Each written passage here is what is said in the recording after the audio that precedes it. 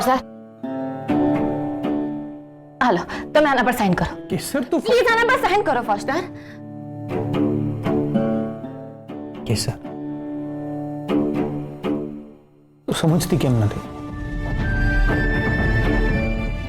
હું વર્દીને માન આપું છું દેટ ડઝન્ટ મીન ના કે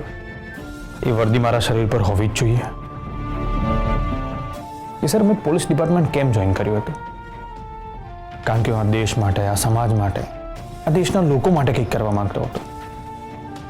હું જ્યારે એસીપી હતો ત્યારે પૂરી પ્રામાણિકતાથી મારી ડ્યુટી કરતો હતો પણ અમુક કારણોસર મારે વર્દી ગુમાવી દેવી પડી પણ એના કારણે મેં કે દેશની સેવા કરવાનું બંધ કરી દીધું નહીં ને કે સર પ્રોફેશન કોઈ પણ હોય પેશન વધારે મહત્વનું અને તું જ કહે છે ને કે લીડર તો જન્મજાત હોય છે ઘણા બધા લોકો એમની પર આશા રાખીને બેઠા હોય છે તો કે સર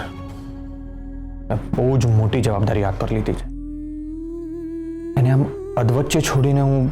કેવી રીતે ભાગી જાઉં એવું કરાય હા કે સર મેં આજ સુધી છે ને ક્યારેક કોમ્પ્રોમાઇઝ કરીને કામ નથી કર્યું અને ક્યારેક કરીશ પણ નહીં આવા દયા ભાવે મારે આ વર્દી નથી જોઈતી કારણ કે એમાં સ્વાભિમાન જેવું કંઈ જ નહીં રહે અને જેમાં સ્વાભિમાન જ ના હોય એવું કામ હું કરીશ ને તો એ તને પણ નહીં ગમે ખબર છે ને તને અને કેસર ડિપાર્ટમેન્ટમાં તો કેવું છે કે ઘણીવાર આપણી મરજી વિરુદ્ધનું કામ પણ આપણે કરવું પડતું હોય છે સિનિયર્સના પ્રેશરના કારણે પણ અહીંયા મને કોઈનું પ્રેશર નથી અને હું દેશની સેવા તો કરી જ રહ્યો છું ને હા મારો રસ્તો જરાક બદલાઈ ગયો છે પણ કામ તો એ જ કરું છું પણ મારે તમને ફરીથી સેલ્યુટ કરવું છે ઓકે સર એના માટે મારે ફરીથી ડિપાર્ટમેન્ટના લાયક બનવું પડશે અને શું ખબર કેસર કે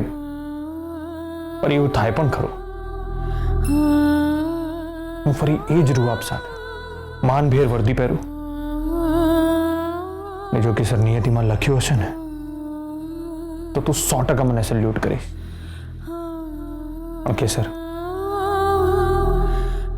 હું ફરીથી આ રીતે ફોર્સ જોઈન નહીં જ કરું એ ફાઇનલ છે પણ જો છતાં પણ તારી બહુ જ ઈચ્છા હશે ને તો હું કરી લઈશ પણ હું મનથી કામ નહીં કરી શકું કે સર સોરી કે સર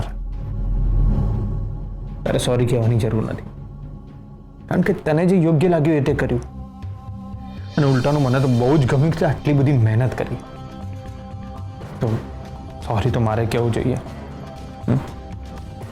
કે સર આઈ એમ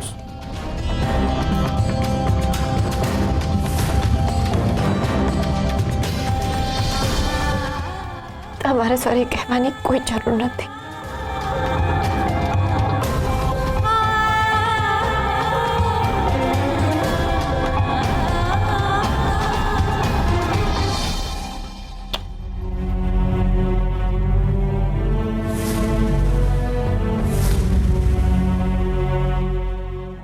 મહેશ આપણે મંગાવેલો બધો સ્ટોક આજે રાત સુધીમાં બધા સુધી પહોંચી જવો જોઈએ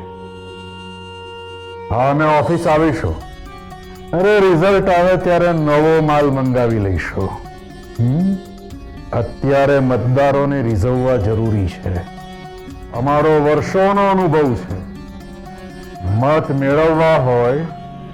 તો લાલચ આપવી પડે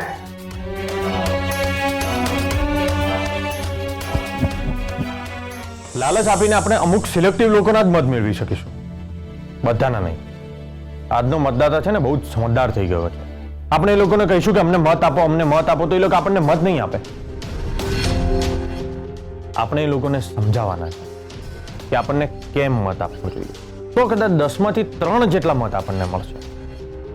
અને જનતાના દરેકે દરેક પ્રશ્નોના જવાબ આપો જો તમારી પાસે અત્યારે જવાબ ના હોય તો જવાબ શોધો ને પછી ફૂલ તૈયારી સાથે પાછા એ લોકોને મળો અને બહુ જ ઉત્સાહભેર મળો ખાલી ઇલેક્શન પૂરતા જ નહીં ઇલેક્શન પછી પણ બહુ જ ઉત્સાહ સાથે મળવાનું જનતાની નાનામાં નાની બાબતની કાળજી રાખવાની છે. ખાલી ઇલેક્શન પૂરતી જ નહીં, ઇલેક્શન પછી પણ એટલા જ ઉત્સાહ સાથે મળો. અને આપણા વિરોધીએ આ કામ કર્યું છે અને આ કામ નથી કર્યું એ કહેવા કરતાં તમે લોકો શું કામ કરવાના છો ને એની પર વધારે ફોકસ કરો. કારણ કે ઘણીવાર વિરોધીઓ પર ઉછાળેલા કાદવના છાંટા છે ને એ આપણા પર પણ પડતા હોય છે. એટલે એનું પણ ધ્યાન રાખો.